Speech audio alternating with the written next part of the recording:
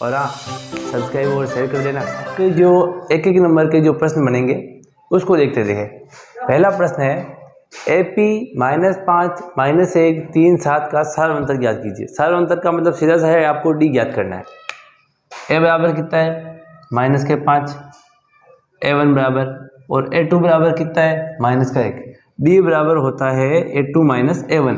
बड़ी संख्या में से छोटी संख्या को माइनस करना है, संख्या में बड़ी नहीं, यहाँ A2 - A1, A3 - A2, A4 - A3। तो A2 का मान कितना है -1। फिर ये सूत्र का माइनस, A1 का मान कितना है -5। तो -1 माइनस माइनस प्लस के 5, -1 प्लस के 5 कितना हो जाएगा भाई 4। तो आपके पास इसमें D का मान कितना आया 4। क्लियर। दूसरा प्रश्न देखो। दूसरा प्रश्न है यदि 2x 26 समांतर श्रेणी में हो तो x का मान ज्ञात कीजिए। प्रश्न क्या कह रहा है, 2x 26 एक AP है तो हमें x का मान ज्ञात करना है। देखो इधर हमें दे रखा है A1 बराबर कितना दे रखा है 2, A2 का मान हमें ज्ञात करना है और A3 का मान कितना दे रखा है 26। क्लियर। A3 को हम कैसे लिख सकते हैं, A3 इक्वल टू दे रखा है 26, A3 को लिख सकते हैं हम A + 2D इक्वल टू कितना 26। A का मान है 2 + 2D इक्वल टू कितना है 26। 2 प्लस के 2 इसको इधर भेज दो तो 2D इक्वल टू कितना हो जाएगा 26 माइनस के 2। 26 में से 2 गए कितने बचे 24। 2 इसके गुणा में है, इधर भेजेंगे तो भाग में, तो आपके पास D का मान कितना आया 24/2। तो D बराबर कितना हो गया 12। कितना हो गया 12। अब हमें क्या ज्ञात करना है A2 क्या होता है A1 + D।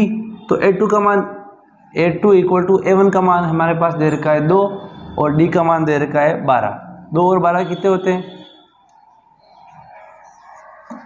आपके पास x का मान कितना आ जाएगा 26। क्लियर। आगे देखो, मिटाऊं, A2 का मान कितना आया 26। आगे देखो नेक्स्ट प्रश्न देखो, 2 7 12 का 10वां पद ज्ञात कीजिए। AP दे रखी है 2 7 12 का 10वां पद। देखो हमें ज्ञात करना A10 बराबर क्या होता है A + 9D। ठीक है। अब इधर देखो A बराबर कितना दे रखा है 2, D बराबर होता है A2 - A1। 7 में से 2 गए तो D का मान कितना आया 5। कुछ नहीं करना है, यहाँ मान रखो A10 बराबर A का मान है आपके पास 2, 9 इंटू D का मान कितना है 5। 9 को 5 से गुणा करो, 45 और 2 कितने होते हैं 47। क्लियर। ये आपके हो गया इसका मान। कुछ नहीं करना है, हमें A बराबर दिया हुआ है, D का मान हमने निकाल लिया, A2 - A1 5 आ गए। A10 को हम कैसे लिखते हैं A + 9D, या फिर ऐसे भी लिख सकते हो AN equal to A + n - 1 into D। AN का मान कितना है 10 इक्वल टू A का मान 2 + 10 में से 10 - 1 और D का मान कितना है 5।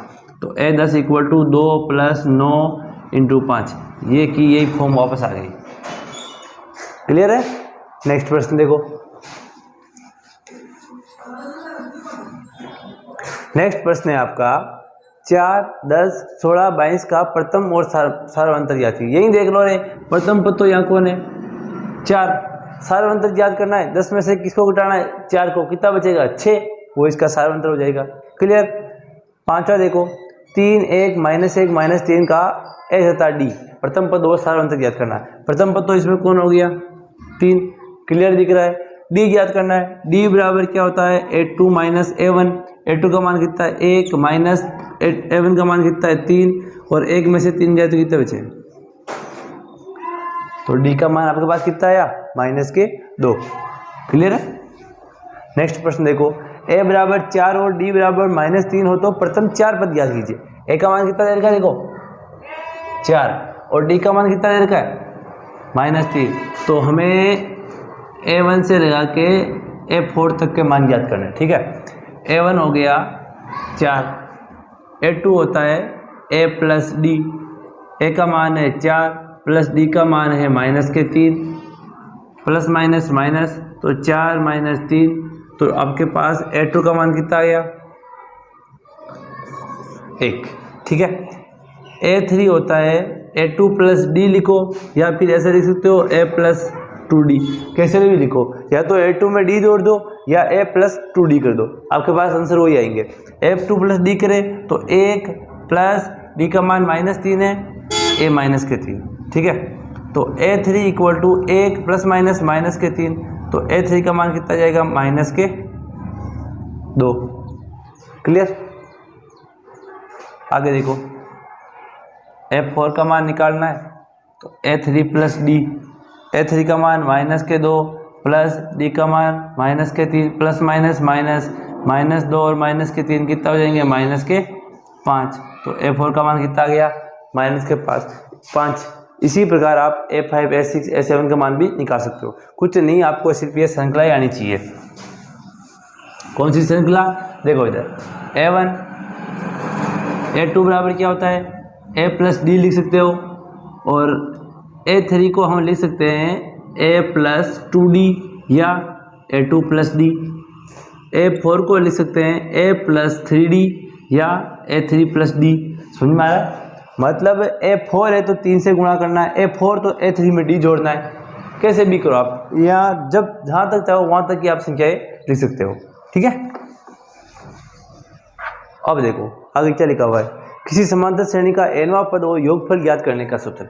बिल्कुल इजी है, पूछ सकता है an इक्वल टू होता है a plus n minus 1 into D, ये तो हो गया आपका nवां पद ज्ञात करने का सूत्र। और योगफल का सूत्र होता है Sn equal to n/2 2a plus n minus 1 into D. Clear, इसको Sn को हम ऐसे भी लिख सकते हैं n/2 a प्लस l, या Sn को ऐसे भी लिख सकते हैं n/2 a प्लस n, क्योंकि देखो n इसकी जगह रखेंगे तो यही आ रहा है a plus n minus 1 into D, तो यहाँ एक a एक्स्ट्रा है तो 2a हो जाएगा। ठीक है, अब 3 अंकों वाली कितनी संख्या है 7 से विभाज्य है? बहुत ही महत्वपूर्ण प्रश्न है, बहुत बार बताया मैंने एक अपने क्लासरूम में, अभी भी अगर समझ में नहीं आए तो आज देख लेना अच्छे से। ठीक है, 3 अंकों वाली सबसे छोटी संख्या कौन सी है 100। 3 अंकों वाली सबसे बड़ी संख्या कौन सी है 999। क्लियर, अब देखो 100 और 999 के बीच किससे विभाजित होनी चाहिए 7 से, तो 7 से विभाजित सबसे छोटी संख्या होती है 105। करके देख लेना, 7 का भाग देख के देख लेना। और सबसे बड़ी संख्या होती है 994। इतनी बार करवा दिया कि ये प्रश्न तो याद हो गया। ठीक है, लेकिन तुम्हें 7 का भाग देख के देखना है, इसमें पूरी पूरी भाग जाता है नहीं जाता है, इसमें भी पूरी पूरी बार 7 का भाग जाता है या नहीं जाता है। ठीक है, अब देखो इसका सीधा सा मतलब है कि a बराबर तो कितना हो गया 105, d बराबर हमें दे रखा है 7, और an का मान कितना है 994। हमारे पास सूत्र है an equal to a plus n minus 1 into D, और मान किसका याद करना है n का।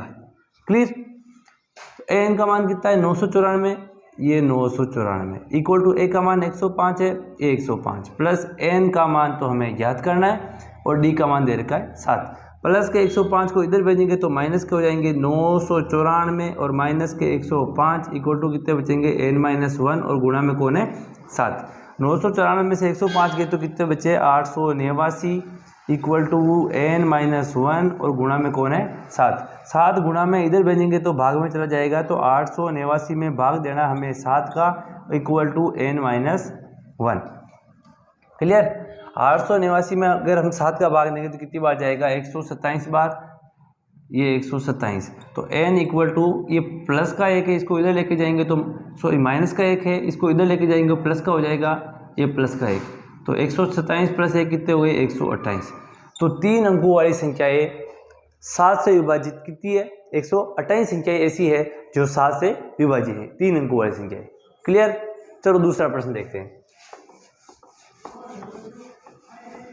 दूसरा प्रश्न है 10 और 250 के बीच 4 के कितने गुणज है? वो कि वही है, विभाजित और गुणज एक ही बात है। ठीक है, इधर देखो 10 और 250, देखो 10 और 250 के मध्य सबसे छोटा कौन सा है 12, क्योंकि 10 में भाग नहीं जाता, 11 में नहीं जाता, कौन किस में जाता है 12 में, तो a बराबर तो कितना हो गया 12। और 250 में 4 का भाग नहीं जाता है, 249 में भी नहीं जाता है, किस में जाएगा 248 में। तो आपके पास ए एन का मान कितना हो गया 248 और डी का मान दे रखा है 4 और एन का मान हमें याद करना है, बिल्कुल पहले किया वैसा का वैसा। A N equal to A plus N minus 1 into D. A N का मान है 248 इक्वल टू ए का मान है 12 प्लस एन का मान हमें याद करना है और डी का मान कितना दे रखा है 4। प्लस के 12 को इधर लेके आएंगे तो माइनस के 12, तो 248 माइनस के 12 इक्वल टू एन माइनस 1 और गुणा में कौन है आपका 4। क्लियर।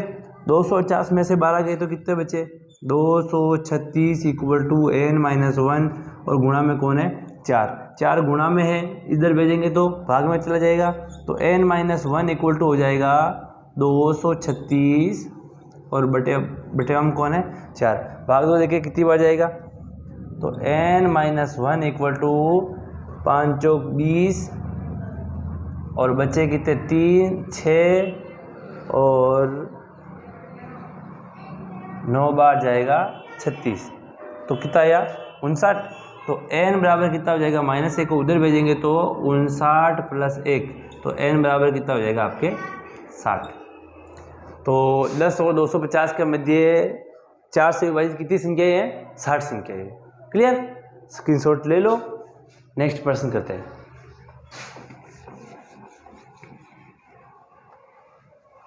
नेक्स्ट प्रश्न है आपका, एक समांतर श्रेणी में 50 पद है जिसका तीसरा पद 12 है।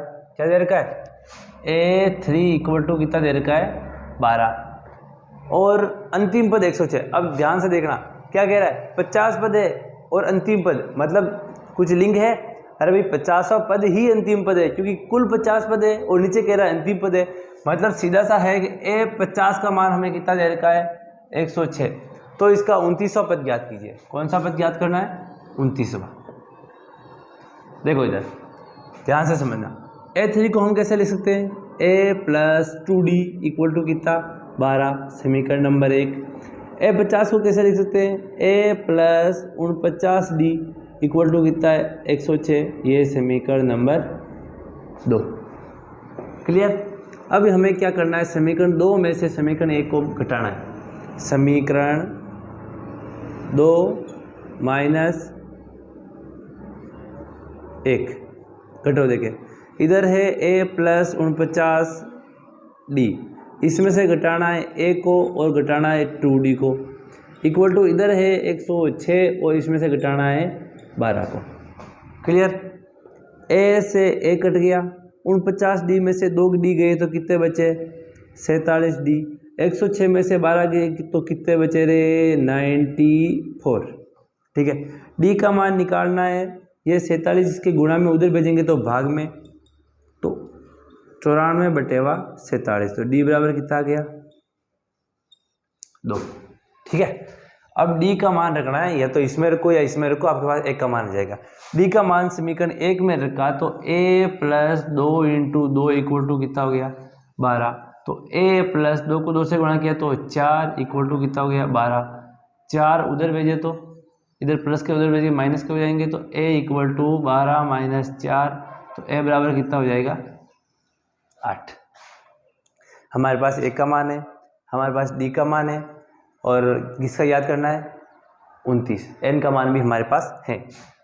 AN इक्वल टू होता है A plus N minus 1 into D, तो AN equal to A plus 29 में से 1 घटाना है और D का मान कितना, A का मान कितना आया 8, D का मान कितना आया 2, तो AN equal to 8 plus 28 into 2, 28 को 2 से गुणा करो, AN इक्वल टू 8 प्लस 28 को 2 से गुणा किया तो ये हो गया आपका 8 2 16 का 6, आंसर का 1 2 4 1 और 1 5, कितने 56। अब 56 में 8 जोड़ो, कितने हुए 4 6 कितने 64, तो आपके 29वां पद का मान कितना आया 64।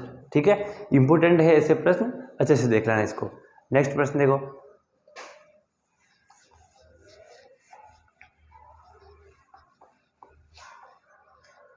नेक्स्ट प्रश्न है 15 पदों का योगफल याद कीजिए जिसका 5वां और 9वां पद 26 है। बिल्कुल इसका इसके जैसा का जैसा है। पांचवा पद दे रखा है, मतलब A5 का मान कितना दे रखा है 26, और 9वां पद दे रखा है, मतलब A9 का मान कितना दे रखा है 42। उससे आप A और D का मान निकाल सकते हो और SN वाला सूत्र लगा के निकाल सकते हो। ये देखो, सुब्बा राव ने 1995 में 5000 मासिक वेतन पर कार्य करना आरंभ किया और प्रत्येक वर्ष 200 की वेतन वृद्धि प्राप्त की। किस वर्ष उसका वेतन 7000 हो जाएगा? देखो, इसमें सीधा सा दे रखा है, A का मान दे रखा है 5000, AN का मान दे रखा है 7000, D का मान दे रखा है 200, हमें N का मान ज्ञात करना है। कर लोगे या बताऊँ? देखो, AN equal to A plus N-1 into D. AN का मान है 7000 इक्वल टू A का मान कितना है 200 प्लस N का मान हमें ज्ञात करना है, A का मान तो 5000 है ना, 5000, और इसका मान कितना है, D का मान 200।